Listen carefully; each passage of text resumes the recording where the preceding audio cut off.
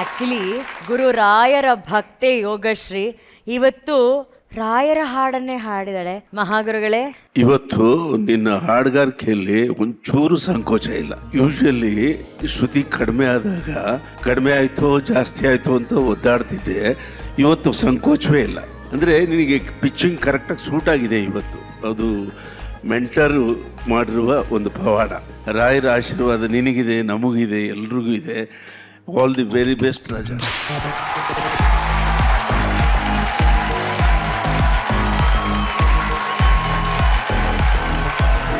ಯೋಗಶ್ರೀ, ನಿಮ್ಮ ಒಳಗಡೆ ರಾಯರ ಭಕ್ತಿ ಎಷ್ಟಿದೆ ಅನ್ನೋದು ಈ ಪರ್ಫಾರ್ಮೆನ್ಸ್ ಅಲ್ಲಿ ಗೊತ್ತಾಯ್ತು. ಆಮೇಲೆ ಅದರ ಹಿಂದೆ ಒಂದು ಕಥೆ ಖಂಡಿತವಾಗ್ಲೂ ಇದ್ದೇ ಇದೆ. ಶಿವಣ್ಣ, ಯೋಗಶ್ರೀ ಅವ್ರು ಇಲ್ಲಿದ್ದಾರೆ. ಅವರ ತಂದೆ ತಾಯಿ ರಾಯರ ದೊಡ್ಡ ಭಕ್ತರು. ಅದ್ರ ಬಗ್ಗೆ ಒಂದು ಸಣ್ಣ ಚಿತ್ರಣ ಇದೆ ಅಣ್ಣ, ಅದೊಂದು ನೋಡ್ಬೇಕನ್ನೋದು ನಮ್ಮ ಆಸೆ.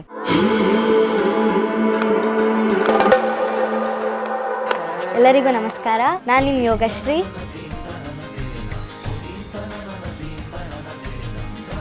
ನನ್ನ ಹಾಬೀಸ್ ಬಂದು ಹಾಡು ಹೇಳೋದು. ನನಗೆ ಚಿಕ್ಕ ವಯಸ್ಸಿಂದ ಹಾಡು ಹೇಳೋದಂದರೆ ತುಂಬ ಇಷ್ಟ. ನಂಗೆ ಯಾವಾಗ ಬೇಜಾರಾಗತ್ತೆ ಆಗೆಲ್ಲ ನಾನು ಹಾಡುಗಳು ಕೇಳ್ತಾ ಇರ್ತೀನಿ.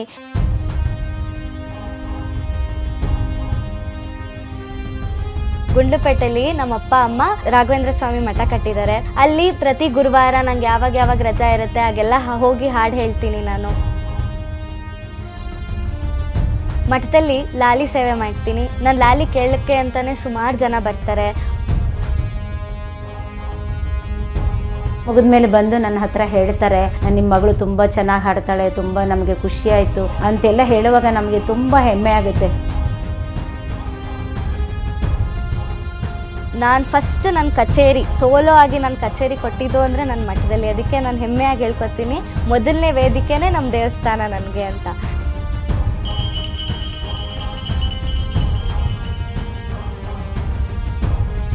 ನಾವು ಮನೆಯಲ್ಲಿ ನಾನು ಅಪ್ಪ ಅಮ್ಮ 3 ಜನ ಇರೋದು. ನಾನೊಬ್ಬಳೇ ಮಗಳು ಅಪ್ಪ ಅಮ್ಮಂಗೆ.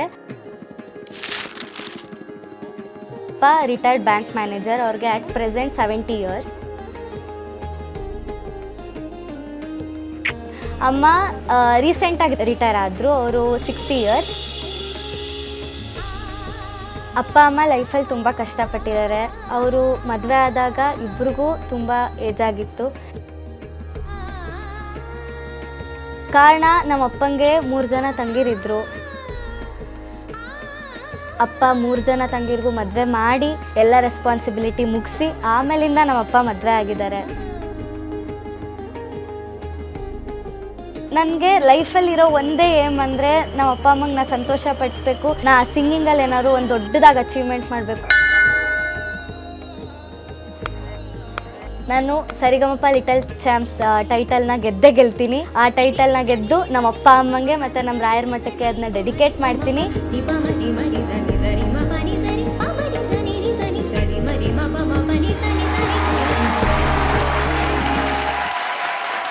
ಶಿವಣ್ಣ, ನೀವು ಯಾವಾಗಲೂ ಒಂದು ಮಾತು ಹೇಳ್ತೀರಾ, ನೀವು 9 ವರ್ಷ ಆದಮೇಲೆ ಹುಟ್ಟಿದಂಥ ದೇವರ ವರಪುತ್ರ ಅಂತ ಹೇಳಿ. ಇವರ ತಂದೆ ತಾಯಿಗೂ ತುಂಬ ಲೇಟಾಗಿ ಅವರ ತಂಗಿಯರಿಗೆಲ್ಲ ಮದುವೆ ಮಾಡಿ ಜವಾಬ್ದಾರಿಗಳನ್ನ ಮುಗಿಸ್ಕೊಂಡು ಈಕೆ ಹುಟ್ತಾಳೆ. ಅದಾದ ನಂತರ ಅವರು ರಾಘವೇಂದ್ರ ಸ್ವಾಮಿಗಳ ಮಠವನ್ನು, ಅವರು ಬೃಂದಾವನ ಸನ್ನಿಧಾನವನ್ನು ಕಟ್ತಾರೆ. ಆ ಪ್ರತಿ ಗುರುವಾರ ಅಲ್ಲಿ ಹೋಗಿ ಆಕೆ ಲಾಲಿ ಹಾಡುಗಳನ್ನ ಹಾಡ್ತಾಳೆ. ಈ ಜರ್ನಿಯನ್ನು ನೋಡಿದಾಗ ನಿಮ್ಮ ಒಂದು ಆಶೀರ್ವಾದದ ಒಂದೆರಡು ಮಾತು ಅಣ್ಣ. I think she is a blessed kid. ಯಾಕಂದರೆ ಅಂಥ ಒಂದು ತಂದೆ ತಾಯಿ ಪಡಿಬೇಕಾದ್ರೆ ಭಾಳ, ಯಾಕಂದರೆ ಅವ್ರ ರೆಸ್ಪಾನ್ಸಿಬಿಲಿಟೀಸ್ ಎಲ್ಲದನ್ನೂ ನಮ್ಮ ತಂದೆ ಜ್ಞಾಪಕ ಬರ್ತಕ್ಕೆ. ನಮ್ಮ ತಂದೆಯವರು ಮದುವೆ ಮಾಡ್ಕೊಂಡು ಬಂದಾಗ ಎಲ್ಲ ಅವರು ಇಬ್ಬರು ತಂಗಿದ್ರ ಜೊತೆಯಲ್ಲಿ ತಮ್ಮನ ಜೊತೆನೇ ಬೆಳೆದವರು. ಈವನ್ ಅವ್ರ ಮದುವೆಯಾಗಿ ಅವ್ರ ಮಕ್ಕಳಾದ್ರೂ ಎಲ್ಲ ತಂಗಿ ಮಕ್ಕಳನ್ನ, ತಮ್ಮನ ಮಕ್ಕಳನ್ನ, ಇನ್ನೊಂದು ತಂಗಿ ಮಕ್ಕಳನ್ನ ಎಲ್ಲರೂ ಜೊತೆಯಲ್ಲಿ ಒಂದು 35 ಕಸಿನ್ಸ್ ನಾವು ಬದುಕ್ತಾರೆ. ಅದಕ್ಕೆ ಅವ್ರ ರೆಸ್ಪಾನ್ಸಿಬಿಲಿಟಿ ನೋಡಿ, ಎಲ್ಲರಿಗೂ ಒಂದೇ ಥರವಾದ ಈಕ್ವಲ್ ಪ್ರಾಮಿನೆನ್ಸ್ ಕೊಡ್ಬೇಕು ಅನ್ನೋದಕ್ಕೋಸ್ಕರ ನಮ್ಮ ಅಮ್ಮ ಅಪ್ಪಾಜಿ ಯಾವಾಗಲೂ ಇದು ಮಾಡೋದು. ಇವತ್ತು ಆ ಸ್ಥಾನದಲ್ಲಿ ಇನ್ನೊಂದು ಸ್ಥಾನದಲ್ಲಿ ಅವ್ರ ತಂದೆ ತಾಯಿ ನಿಂತಿರೋದು ನಮಗೆ ಹೆಮ್ಮೆ ಅನಿಸುತ್ತೆ. ನಮಗೆ ಇನ್ನೊಂದು ರಾಜ್ಕುಮಾರ್ ನೋಡ್ದಂಗೆ ಅವ್ರು. ಯಾಕಂದರೆ ಮಗಳಿಗೂ ಆಸೆ ನೋಡಿ, ನಮ್ಮ ತಂದೆ ತಾಯಿನ ಖುಷಿ ಪಡಿಸ್ಬೇಕು. ಅವ್ರಿಗೇನು ಬಂಗ್ಲೆ ತಗೊಡ್ಬೇಕಂತ ಹೇಳಿಲ್ಲ. ಯಾವಾಗ ಹೆಣ್ಮಕ್ಳ ಬಾಯಲ್ಲಿ ತಂದೆ ತಾಯಿಗಳನ್ನ ಖುಷಿ ಪಡಿಸ್ಬೇಕಂತ ಬರುತ್ತೋ ಅಲ್ಲಿ ತಂದೆ ತಾಯಿ ಗೆದ್ದ. ಅದಕ್ಕೆ ನೀವು ಪುಣ್ಯ ಮಾಡಿದ್ರಿ ಬಿಡಿ ಸರ್. ನೀವು ಒಳ್ಳೆ ಮಗಳನ್ನ ಎತ್ತಿದ್ದೀರಾ, ಒಳ್ಳೇದಾಗುತ್ತೆ. All the best. ಯೋಗಶ್ರೀ, ಈ ಮೂಮೆಂಟ್ ಮತ್ತೆ ಮತ್ತೆ ಬರಲ್ಲ. ಓಡೋಗೆ ಅಣ್ಣನ ಆಶೀರ್ವಾದ ತಗೊಂಡ್ಬಂದು ಓಡ್.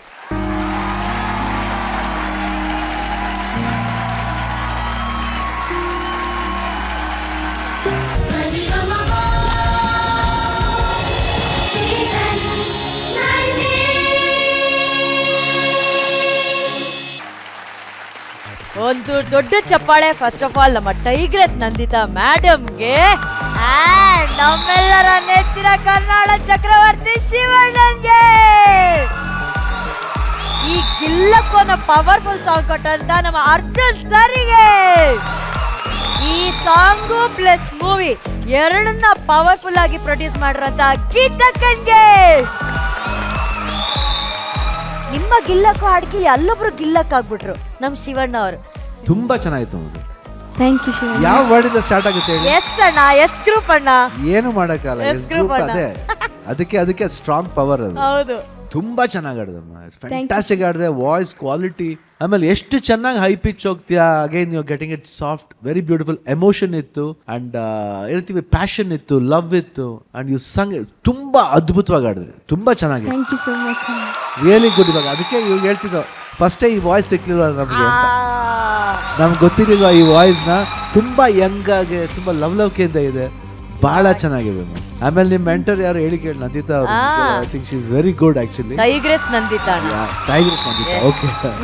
ಸೊ 100% ಚೆನ್ನಾಗಿ ಕೋಚ್ ಮಾಡ್ತಾರೆ and very fantastic voice. Thank you so much. ನಿಮ್ಗೆ ಒಳ್ಳೆ ಫ್ಯೂಚರ್ ಇದೆ ಲೈಫ್ಲಿ. Got a very good future. All the best ಅಣ್ಣ. ಈಗ ಯಾರು ಎಲ್ಲಿ ಸಿಕ್ಕಿದ್ರು ಸೂಪರ್ ಅಂತ ಹೇಳ್ತಾ ಇಲ್ಲ ಅಣ್ಣ, ಎಲ್ಲ ಗಿಲ್ಲಕ್ಕಮ್ಮ ಗಿಲ್ಲಕ್ಕು ಅಂತಾನೆ ಹೇಳ್ತಾ ಇದ್ದಾರೆ.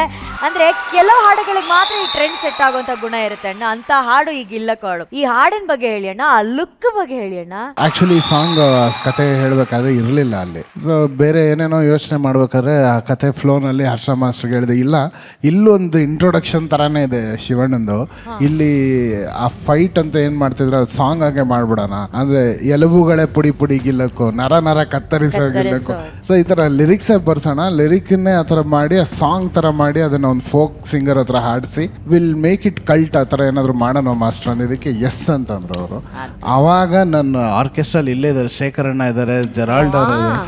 ಇಮಿಡಿಯೇಟ್ ಆಗಿ ಅವ್ರನ್ನ ಕರೆದುಬಿಟ್ಟು ಆ ಲೈವ್ ಟೇಪ್ಸಲ್ಲೇ ಹಾಗೆ ರೆಕಾರ್ಡ್ ಮಾಡ್ಬೇಕಾದ್ರೆ ಇಂದು ಮೇಡಮ್ ಅವ್ರು ಕೂಡ ಇದ್ರು ಕಂಪೋಸಿಂಗ್ ಟೈಮಲ್ಲಿ, ನಾಗೇಂದ್ರ ಪ್ರಸಾದ್ ಅವರು ಇದ್ರು. ಸೊ ಅದನ್ನ ಹಾಗೆ ಮಾಡ್ತಾ ಮಾಡ್ತಾ ಇದೊಂದು ಶೇಪ್ ಆಯಿತು ಹಾಡು. ಅದೆಲ್ಲದಕ್ಕೂ ಮೇಲೆ ನಾವೆಲ್ಲ ಇಷ್ಟು ಮಾಡಿದ್ವಿ, ಅಣ್ಣ ಏನು ಮಾಡಿಲ್ಲ, ಸುಮ್ಮನೆ ಕ್ಯಾಮ್ರಾ ಹಿಂಗೆ ನೋಡಿದ್ರು ಅಷ್ಟೇ, ಬೆಂಕಿ ಅಂಟ್ಕೊಂಡ್ಬಿಡ್ತು ಹಾಡಿಗೆ.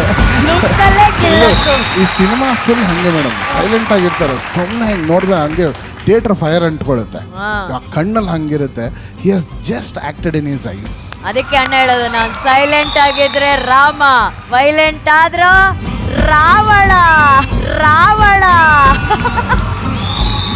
ಒಂದು ರಾಕ್ಷಸನ್ ಥರ ಆ್ಯಕ್ಟಿಂಗ್ ಮಾಡಿದ್ದಾರೆ ವೇದನಲ್ಲಿ. ಇದು ಅವ್ರ ಫ್ಯಾನ್ಸ್ಗೆ ಹಬ್ಬ ಇರುತ್ತೆ ಈ ಸಿನಿಮಾ ಖಂಡಿತ.